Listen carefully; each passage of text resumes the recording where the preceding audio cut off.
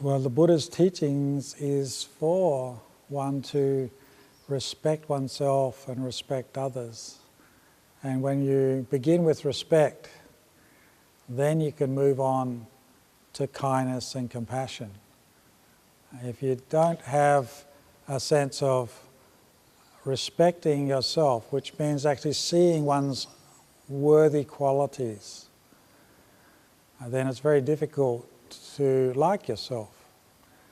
And if we are going to like others, we all have to begin by respecting them. That is, seeing their worth as a friend, as a human being, as a companion in life. And then we can talk about kindness, compassion, love, friendship, all those other qualities. So Buddhist teachings is trying to get people to focus on what's noble and good and think in a positive and kind way towards themselves and towards other beings. Because firstly we have to reflect and think, what do I want out of life? And I myself and all of you want to be happy. That's a kind of fundamental quality of human beings and even animals. Animals don't want to be hurt, they don't want to experience pain, and human beings are the same. And we don't want that, and and neither does anyone else. So the first thing is when we realize that people don't want unhappiness and they want happiness, then we should rise up and give that, firstly to ourselves, be it by thinking kind thoughts to oneself, then thinking kind thoughts about other people, saying kind things about oneself, and saying kind things about other people, doing kind acts which are beneficial to oneself, don't hurt oneself, and the same to other people, doing things that are beneficial to them, kind to them, and don't cause any hurt or harm. And that's an essential human quality which is found throughout the world in all religions. It's not Buddhist, it's truth. And that's what Dhamma means. What is true in the world for everybody. And that is a fundamental truth, that people want to be happy and avoid unhappiness and avoid pain. Well, the 10 paramitas is a teaching in the Buddha's teachings which is about the qualities for development which leads to spiritual growth and to make one more mature as a human being. Because somebody can be, say, a very intelligent human being but not be a very mature human being, so not be very grown up. So someone can be smart but foolish, sharp and intelligent, can answer all the questions in the books but not be very wise to lead a skillful life. And so the emotional maturity to grow up as a human being is what we find in the 10 paramitas. These are the 10 spiritual qualities which lead to maturity, to lead to development as a human being. And those material qualities are, for example, in those 10, there's virtue, being a virtuous person. Some people are intelligent, but they're not virtuous. That is, they don't have sila. Some people, for example, are intelligent, but they're not very generous. They don't have dana paramita. So we have the generosity. It shows an act is someone who is very kind, considerate, shares things with others. That's an intelligent, mature person. That's a grown-up person. Someone who only thinks of themselves is a very selfish person and not very mature. So you've got generosity, and then you've got also other qualities. I'm not doing it in order, but you've got, say, truthfulness, satya, which is somebody who is truthful and honest. If they say they're going to do something, they do it. They say they're not going to do it, they don't do it. They always tell the truth. somebody has determination, adhitthana. They think they're going to do something, they decide to do it, then they follow it through to the end. Some people are very good at starting things and never finish them. They start a book, they don't finish it. They start studying, they never finish that course because they haven't got that determination. Then the Nekkhamma Barami is the ability to give up things, go without. For example, some people, they have to have a lot of things before they're happy. Some people can say, I don't need all those things, I can still be happy. I don't need the most or the best or everything to be happy. I can be happy with little or even sharing things. So by giving things away to somebody else, that makes you happy. That's what we call the Nekkhamma Barami, the quality which one is actually giving up or abandoning. Then there's the barometer of energy, someone who is energetic, somebody who is not lazy, somebody who puts you through forth effort, physical and mental energy to get ahead and do well in life, to grow and mature. Then there's the adhitthana of patient endurance, having patience and endurance to go through difficulties, because no one likes difficulties in life. For example, when we're not well, we've got a headache or sick, then to be patient to wait for that to change. Or when we want to eat something now, we're hungry now, but to be patient enough to be able to wait till when it's cooked and when it's ready, or when it's time for us to eat. So those patience qualities, be patient, that's a very important one. Another important quality of the paramitas is equanimity, is to be balanced in sort of, when one's getting what one wants, then one doesn't get too excited, one doesn't get what one wants, one doesn't get too upset, depressed, being very even in temperament. And then wisdom paramita, that's actually a very important paramita to be wise and skillful, to do things which are going to bring you happiness and bring others happiness. That's not going to bring you pain and suffering and not bring other people pain and suffering. So those paramitas are very, very important. I'm not sure if I've covered all 10. I think I've got most of them. Metta, loving kindness, is the 10th of those paramitas, which we'll go on to speak to about now. Metta is one of the paramitas which is very, very important, because it is the quality of not getting upset and dwelling in anger, frustration, negativity, fault-finding, sense of frustration of not getting what you want. It's the opposite. It's a sense of goodwill, positive thinking, kindness, friendship, warmth, a sense of wanting to bring happiness to yourself and to others. So, for example, somebody who is kind thinks good thoughts about themselves. May I be happy and may I be well. May other beings be happy. May other beings be well.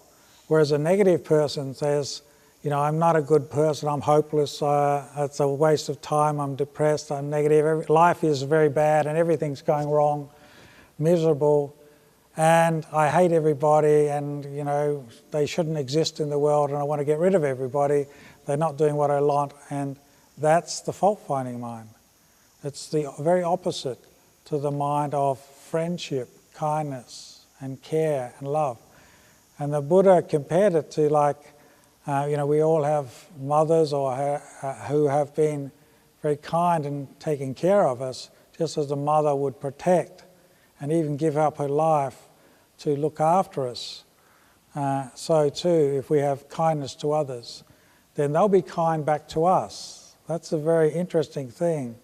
If we want to have friends and for other people to be friendly to us, we have to learn how to be friends and friendly to others. If we're not friendly to others, they won't be friends with us. It doesn't work that way. It works, what you give, you get back. Cause and effect, well, that's getting into a big area of the Buddhist teachings, and the Buddha said that everything is causally related. So nothing happens out of emptiness. Nothing happens without a primal cause. And the cause for certain things is arising because we have created a cause in the past. So this effect is arising because of a cause in the past.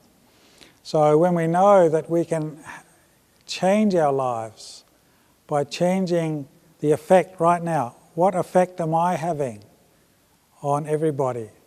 So when we get back to the concept of kindness, if I think, okay, I will say a kind word and then watch the effect it has on others. And what is the general effect? It's usually if you say kind things to others that, oh, how are you today? I really care for your well-being. You know, have you had enough to eat? Are you looked after? Then it brings up warmth and friendship back, reciprocates.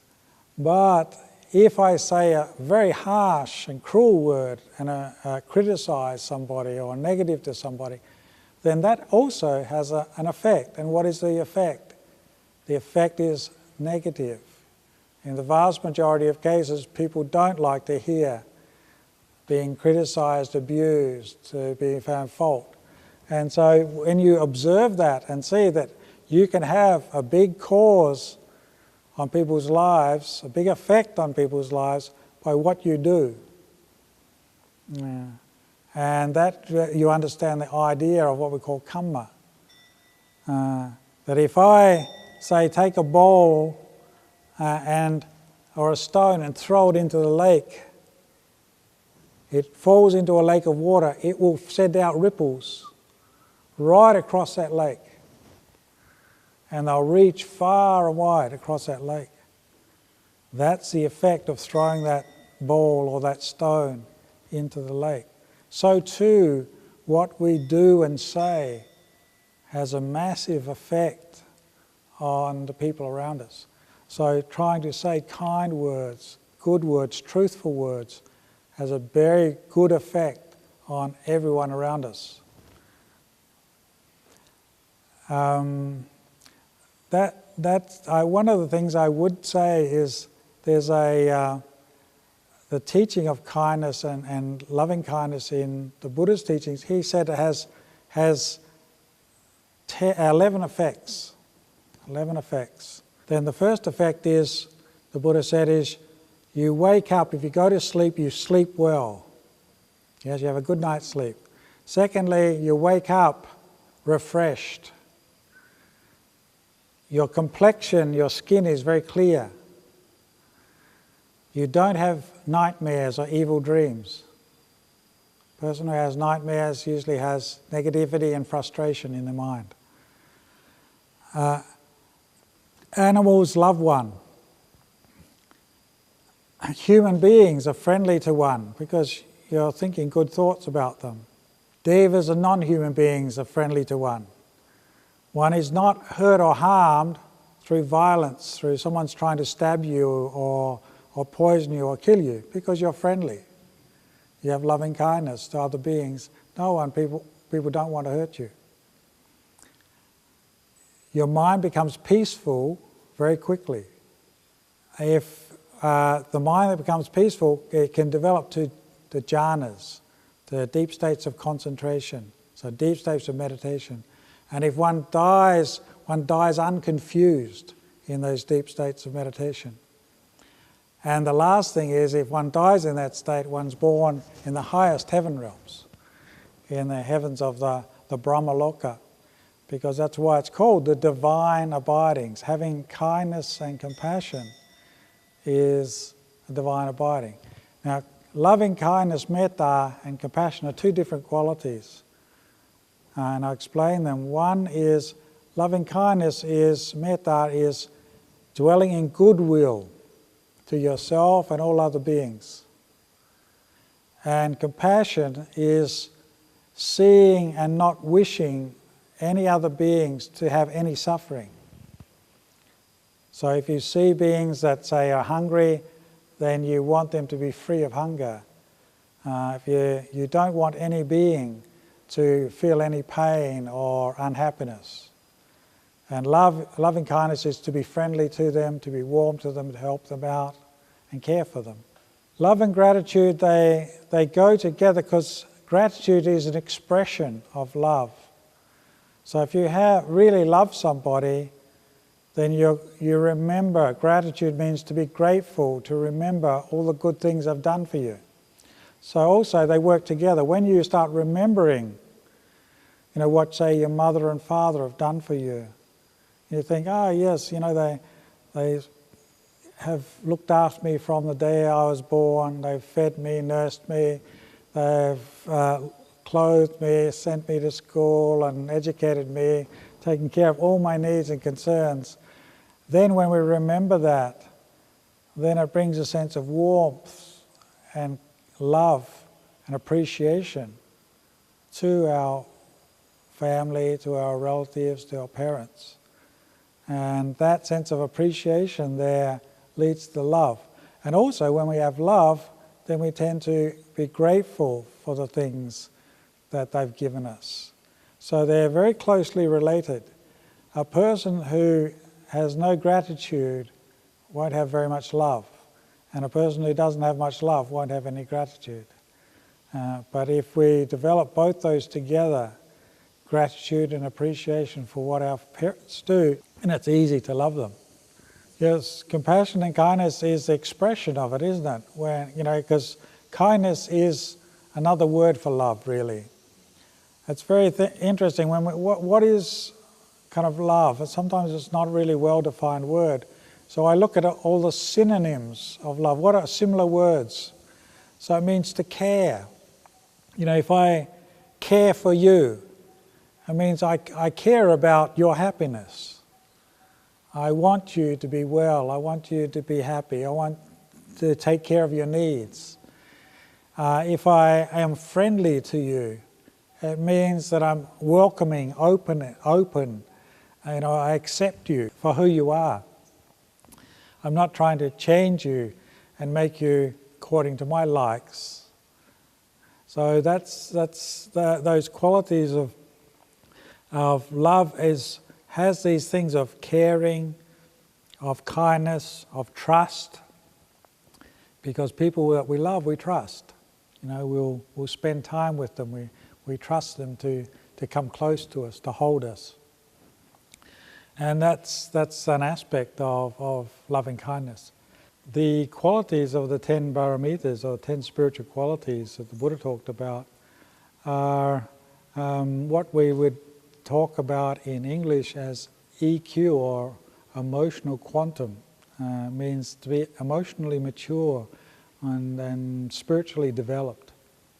And some people have very high IQ, that is, they have intellectual quantum, they have a very high intelligence, can pass exams, finish a degree, a doctorate, but they, for example, are not kind, they're not truthful, they're not honest, and so because of those qualities, they cause a lot of problems in the world, or they don't.